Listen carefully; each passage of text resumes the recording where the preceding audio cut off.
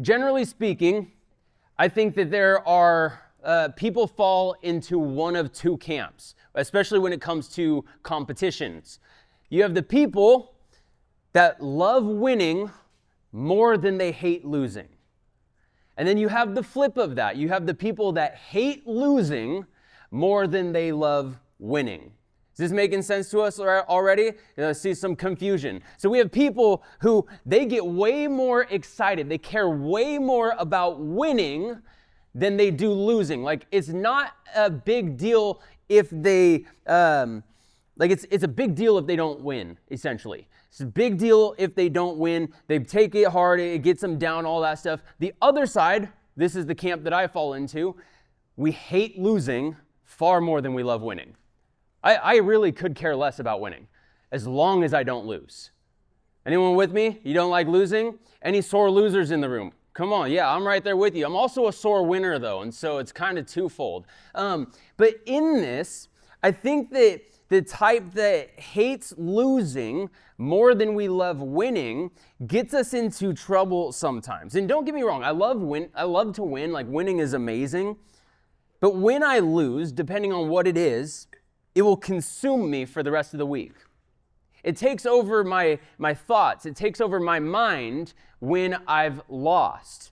I can remember all of the hours when I was playing soccer in college, anytime that we would lose. So I went from playing on 2 years of college on a team that was undefeated for 2 years, over to Jessup University, where we lost almost every game. And so polar opposite, it sucked. It was misery for me because I would just sit there and spend hours and hours and hours watching the film and trying to understand what went wrong. I would replay the game in my head. I would try to process, how do we make sure we don't lose again? How do we make sure that these mistakes don't happen? And I would get so frustrated about losing that I would completely shut out the rest of the world.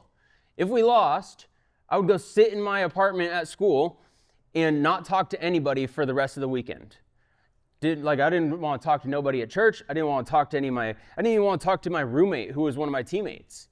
I wouldn't talk to anyone. It affected me so much in such a negative way. But friends, I think that there's something that happens to us when we approach winning and losing from a kingdom logic perspective. See, in the kingdom, when we lose, we are actually winning. When we lose, we're actually gaining. When we lose, there's actually some degree of reward for us. And so what if I told you that the way to win in life was to lose? And what if I went a step further and said that the way to live is ultimately to die? If you want to live, you have got to die. You have got to die. Yeah, that's your first feeling. I didn't even think that was my first feeling already. That's hilarious. If you want to live, you have to die. See, the kingdom of God, it does not run on hype. It doesn't run on hustle. It doesn't even run on good behavior. It ultimately runs on surrender. It runs on death to self. It runs on us sacrificing our flesh and the desires of our flesh for the sake of the greater good of the kingdom. See, some of us, we walk into church week after week, and we've kind of been coming after you guys like this throughout this series. We walk into church each and every week with this brave face on, like we've got it all together, like we're ultimately winning in life, right? Like nothing's wrong. I got a girlfriend, no school right now, so there's no homework, nothing to get me down. My parents aren't yelling at me right now, this week at least. And so we act like we've got life under control. But what if the thing that keeping you from real living is the life that you're not willing to let go of? What if the life that we are not willing to let die is the thing ultimately keeping us from God's blessing? Ultimately keeping us from the realities of how when we die, we then start living. Jesus illustrates this idea for us beautifully in John chapter 12. This is what he says in verse 24. Very truly I tell you, unless a kernel of wheat falls to the ground and dies, it remains only a single seed. But if it dies, it produces many seeds. And this is a parable that Jesus shares with us to ultimately understand this idea. See, the seed represents us. It looks full of potential, right? If you guys have ever been into gardening, or you've ever seen seeds or even popcorn kernels, it needs something to happen in order for it to grow into anything. There has to be, at least for seeds in gardening, which the parable Jesus is sharing is referencing to, not popcorn kernels. With these seeds, it won't grow unless it's buried. Literally and figuratively, this seed will die in the ground, it breaks open and produces life. But if it dies, and this is what Jesus is getting after, right? A single seed falls to the ground, unless it's buried and dies, it won't produce anything. But if it dies, if it's buried, it produces many seeds.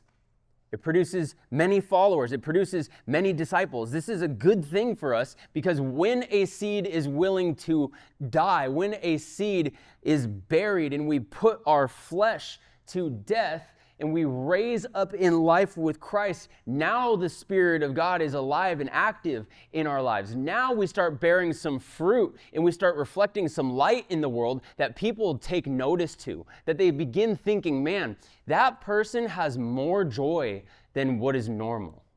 That person is a little bit more loving than the rest of everybody. That person, there's something different about them. I wonder what's going on in their heart. See, if a seed is willing to die, it produces disciples, it produces followers, it produces curiosity in people. And so, friends, if you want to live, you have to die.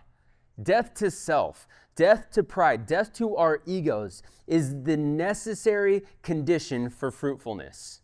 It is absolutely necessary for us if we want to bear fruit, if we want to reflect the things that Jesus lays out for us in what Paul writes in Galatians 5 of the fruit of the Spirit. If we want that stuff, we ultimately have to put to death our flesh. Because what we read in Scripture also is that there is a constant battle between flesh and spirit, and one of them is always going to win. It's whichever one we ultimately give power to. And so if we want to produce these good fruits of the Spirit, it means that we have to contend with our flesh, and we have to put our flesh to death. If we want to be at all effective in this life, we have to surrender and choose to lose it. We have to choose surrender. We have to choose to give up our desires, give up our fleshly desires. Mark 8:35 is a verse that is in the heart of a turning point for Mark's gospel, and it reflects ultimately kind of the driving force behind this entire series. See, in this moment that we find ourselves, Peter just confessed Jesus as the Christ. This came down from, transfiguration stuff, and Jesus shows Peter, James, and John, hey, here's who I am. And Peter goes, Jesus asks them, he's like, who do you guys say I am? And Peter speaks up and he says, you are the Christ. You are the Messiah. Jesus immediately, he redefines what kind of Messiah he is. Not one of conquest and military strength like everyone else thought he was going to come to be, but one of the cross. He is a Messiah of sacrifice, of laying down his life. And this is ultimately what's modeled for us when we're talking about losing your life in order to find it. Because when we crucify our flesh in the same way, not literal same way as Jesus, but figuratively, we crucify our flesh, we are then able to walk in the life that Jesus has to offer. And Jesus, he predicts his death, calling his followers to join him in a life of self-denial and sufferings. And so this moment that we see in Mark 8, we're going to read it here in just a moment, 2 more sentences. This moment reorients the disciples and us away from earthly expectations of comfort or status towards the cost of real discipleship, towards kingdom logic. So Mark 8:35 tells us, for whoever wants to save their life will lose it, but whoever loses their life for me and for the gospel will save it. And this is a big deal, friends. You want to save your life? Then lose it. You want to do amazing things for the gospel? You got to lose your life for Jesus. For the gospel will ultimately save your life. That's the good news, friends, that the gospel comes along. Jesus comes along. We were once dead in our transgressions. Romans tells us that the wages of sin is death and eternal separation from God. But Jesus comes to give life. The good news of the gospel is that when we give our life to it, when we surrender, when we allow for our flesh to die, we then save our life. We're given the Spirit. When we surrender to Jesus, we're given His Holy Spirit, which is a guarantee, basically a deposit of an eternal life to come. You want to try to figure out how do I know if I'm going to be granted eternity? It is found in His Spirit. It's found in the Spirit of Jesus. And because of His Spirit, we then go and do good works, and we go and do all these amazing things. And that's why when a seed fully dies, it ultimately produces many more seeds, because it starts doing amazing things. It starts spreading the good news of the gospel all over the place, and more people follow, and more people come to know and love Jesus. See, the desire to save your life is rooted in self-protection, control, and chasing your plan. All of us got a plan that we're holding on to. All of us make plans for our days, make plans for our lives. I remember being in high school thinking all the plans that I had for myself, the job that I wanted, the school I wanted to go to, the people I wanted to hang out with. I had all kinds of plans. But once I fully surrendered to Jesus, all those plans began to shift. All those plans began to align more with what God had for me. And this is like a sad reality, but all the friends that I had in high school, I'm glad I'm not friends with them anymore. I love them for the chapter of my life that I had them, but if I was still friends with them, I'd still be doing the same old nonsense of a person who was not saved by the gospel. And so it's so important that when we surrender, we get ourselves surrounded with community, get ourselves surrounded with people who are within God's plan for our life, because Jesus flips this whole thing. And He says, the tighter that you grip onto your life, the tighter you hold on to your plans, the more you're going to lose it. The harder it's going to be to come to grips with the fact that your plans are ultimately insufficient. They don't measure up to anything. The harder you fight trying to hold on to your plans and your accomplishments and your talents, it's only a matter of time before all of that stuff leaves you and you're left with nothing. I know this feeling. Like at one point, all I cared about was soccer. I was playing soccer. It's the only thing that my life was about. I was a soccer player. My whole identity was everything that I did was for soccer. When I played bad, I was in a bad mood. When I played well, I was in a good mood. When I played great, I was still only in a good mood because I was never fully satisfied with my performance. But guess what I rarely play anymore? Soccer. Rarely do I play soccer anymore. At some point, these things that we try to hold on to, these things that we get ourselves wrapped up in and attached to our identity, they're fleeting. They're going to lose you. There is only one thing that is consistent, and that thing is a person. His name is Jesus. And when we attach our identity to Jesus, He's never going to leave you. He's never going to forsake you.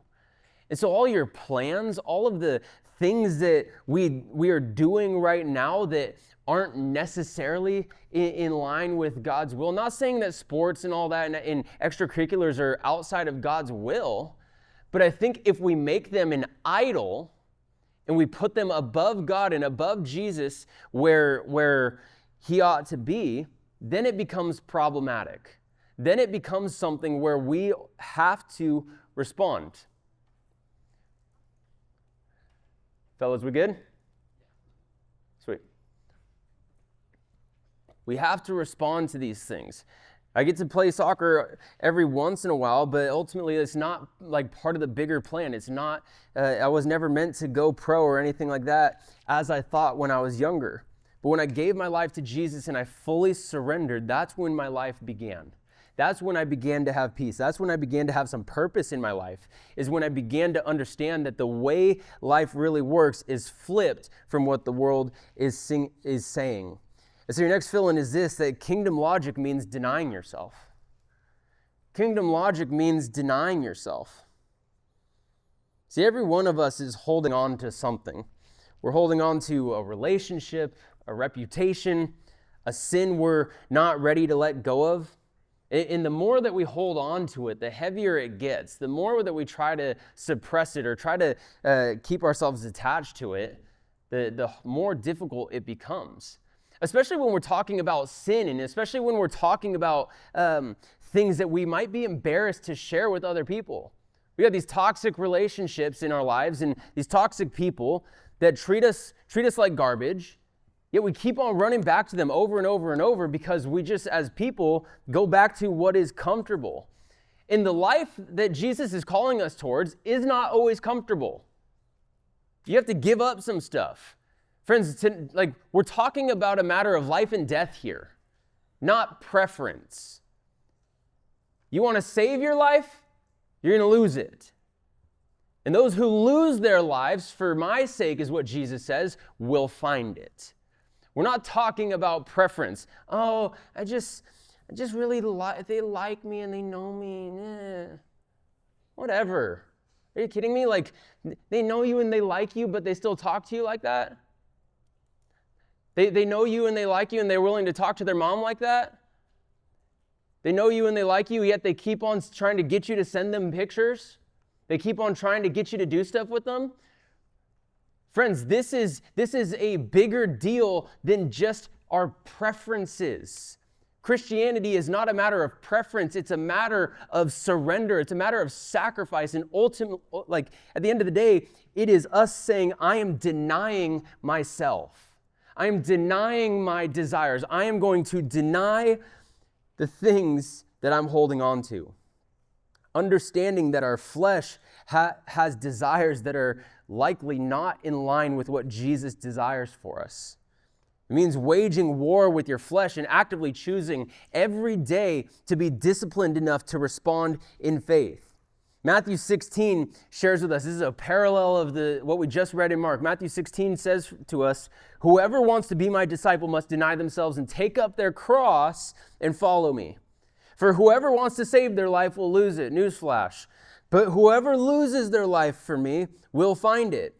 What good will it be for someone to gain the whole world, yet forfeit their soul?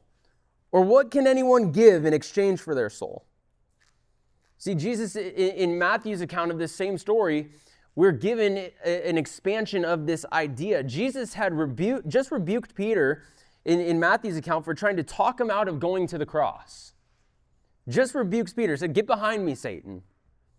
Which shows just how deeply we resist the path of suffering, resist the path of pruning and getting things out of our lives, and we avoid conflicts. And I heard this in a podcast this week. I thought it was really interesting. It says, all of our calling is always on the other side of our fear. Your comfort zone has everything but your calling. And it always requires us to trust in God. You want to figure out what your calling is? You want to figure out the life that Jesus has for you? It's always on the other side of fear. It's outside of comfort. The moment we get comfortable, the moment we get complacent in our faith and we just start going through the motions and we just start showing up just because it's what we do, yet we never actually sacrifice, we never actually press in, we never actually crucify our flesh to the point of surrender, to the point of worship. Like, this is big stuff. And like, calling and living into your calling is not comfortable. It is not comfortable. Do you guys know how uncomfortable I've been this whole week leading into houseboats? And there's a fire basically on the lake. Like, if you didn't know there's a fire on the lake, there's a fire on the lake. Are we still going to houseboats? Yes. But do you know how much work I have done on top of everything I've already had to do? How many phone calls I've had to make? How many emails I've had to answer to? How many different questions I've had to explain the decision that we're in. And not only that, on top of all that extra work that I wasn't preparing for, God tells me on Monday night, he says, hey, Nick, I want you to fast for 48 hours. I don't want you to eat anything for 48 hours. You can only drink water. And so for 48 hours, on top of getting over being sick last week, on top of there being fires at Lake Shasta and trying to figure out what the heck does that mean for summer camp, God says, hey, Nick, I don't want you to eat anything. Just drink water and be uncomfortable. And for 2 days, I was uncomfortable. Some of us can't even go like an hour without eating. Like, we got to go find the snack bar. We got stuff in our bag all the time. But I did this fast, and like so many times I felt hungry, but ultimately I'm not saying this to be like, wow, look at me and like I'm Christian flexing on you guys. No, it's not any of that. It's to say that the call on your life is going to be uncomfortable. It's going to require some sacrifice. It's going to require something to die. And so many times in the middle of those 48 hours, I would get these little whispers and these little thoughts where I'm like, you know what? It's not a big deal. Maybe I'll just eat one Pringle out of the can. Just when I got the Pringle can staring at me, just one Pringle. I'm so hungry right now. But the discipline to say, you know what? No. Like that's my flesh speaking. My flesh is trying to get me to give in to this fast, because what the enemy knows is that when we get into these disciplines, into these callings where we are allowing ourselves to be formed and spoken to by the Spirit, he's going to do everything he can to try to distract you from it, try to get you out of that state. And so as I'm fasting, as I'm uncomfortable this week, the way that God provides is amazing. The way that he shows up is in comfort, in providing peace, in providing like a longevity of prayer, that every time I felt hunger, every time I thought, man, you know what, I'd try to justify breaking my fast, and I would hold true to it and hold up to what God called me to. It's amazing. It was a discipline of saying, God, you are all that I need. God, all I want is to serve you with my life. I am at your disposal, Jesus. It's an everyday, every moment decision to say, you know what, my flesh is not going to rule me right now. I am going to crucify my flesh because I want to ultimately find my life in Jesus. And when we crucify our flesh, when we crucify and allow the Spirit to enter in to our lives, things begin to change. Your peace begins to change. Your love begins to change. And it all starts with losing your life. Taking up your cross, crucifying your flesh, and following him. Surrendering to Jesus. And so your last fill-in is this: surrender is the pathway to joy. Surrender is the pathway to joy. These passages that we're reading tonight, they're not just about loss for the sake of losing. I hate losing. Losing is the worst to me. They are ultimately pointing us to a better, fuller life that can only come after the death of our flesh, the death of our pride, and the death of our desires. We wonder why we are so depressed and anxious and afraid of our future and seeking validation from all the wrong things. We're afraid of commitment. I think it's because we're trying so hard to control everything. We're trying to control the outcome of our life. We're trying to control our plans and force our way into this mold that we think our lives should look like. And that mold is, at the end of the day, it's defined by the world. It's been shaped by the world. And this is maybe a stupid analogy, but anyone like to bake cookies? Y'all know, like, baking cookies? Like, you get the dough, like not like you go to the store and you buy go get the cookies that are already, and you just break it, and you put it on the pan, put it in the oven, and it's good. I'm talking like baking, y'all. Like, you get the flour out, you get the eggs out, and you start making your own dough. You know what I'm saying? Last illustration, I'm done. With baking cookies, what is so interesting is that you make this dough, you get this thing ready, you flatten it out right, and then you got these cookie cutters.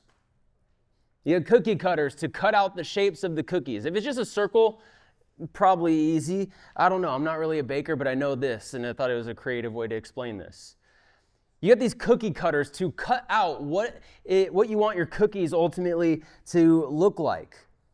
And I think that there's a mold that looks a lot like the world, but there's also a cookie cutter.